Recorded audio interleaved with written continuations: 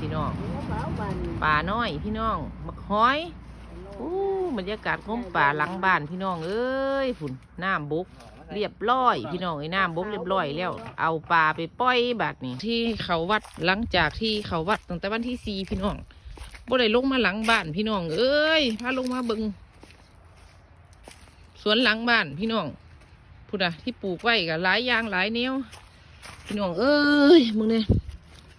บักแตงในกระปอดสารพิษพี่น้องผุ่นพกทั่วกำลังเป็นหมากผักสวนครัวลวกกินได้พี่น้องเอ้ยพูดนะปลูกไว้ให้กินพี่น้องเอ้ย